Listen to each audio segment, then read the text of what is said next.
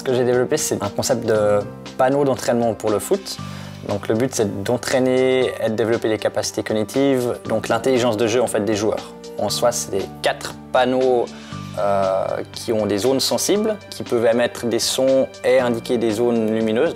Ces panneaux peuvent être placés sur le terrain un peu comme on le désire, mais en général, on va encercler un joueur et on va lui activer des stimuli audio et visuels auxquels il va devoir répondre et on va mesurer différents paramètres.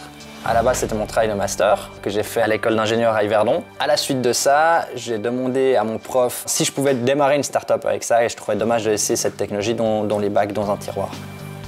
J'ai commencé ma réflexion seule et au fur et à mesure, j'ai ramené des gens vers moi. On a été 4 à fonder la société. Aujourd'hui, on est 5 associés.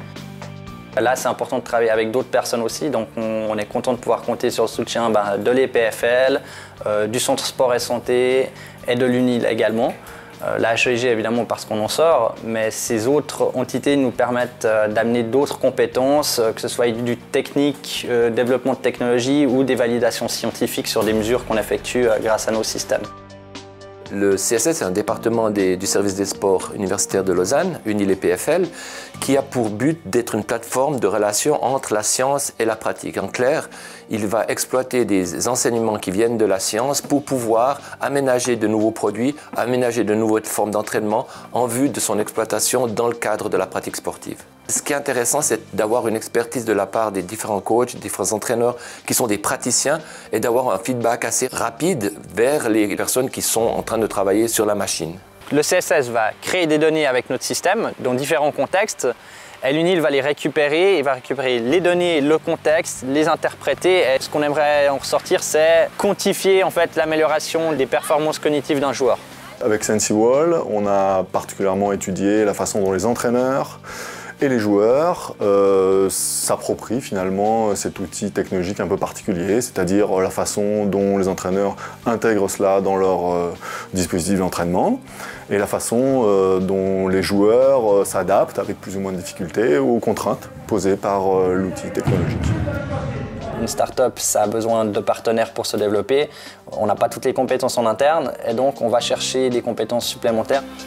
On va se retourner vers les PFL pour développer notamment de l'analyse vidéo. Parmi ces projets de ce qu'on appelle la capture du mouvement, on a beaucoup travaillé sur le suivi des joueurs dans des sports collectifs, et en particulier le basket. On peut imaginer qu'on va mettre des caméras sur les murs. Ces caméras vont observer le joueur qui s'entraîne. On va calculer sa position en 3D et on va la corréler à sa performance. Donc ça va donner des outils à l'entraîneur pour évaluer la performance. Il pourra par exemple mesurer si le joueur est consistant. Est-ce qu'il fait toujours le même mouvement ou toujours la même erreur? Aujourd'hui, les grands clubs comprennent par exemple Lyon ou Marseille avec qui on a fait des démonstrations et des tests. Ils nous disent souvent qu'ils ont des outils à disposition, mais que ce sont des outils informatiques purs. C'est-à-dire qu'ils ne sont pas sur le terrain. Ils vont entraîner le joueur avec par exemple des lunettes de réalité virtuelle à développer ses capacités cognitives. Mais le joueur n'est pas sur le terrain. C'est ça qu'ils aiment en fait avec les parois de SensiWall, c'est qu'ils vont pouvoir mettre leurs joueurs sur le terrain en conditions réelles et le faire travailler à 360 degrés.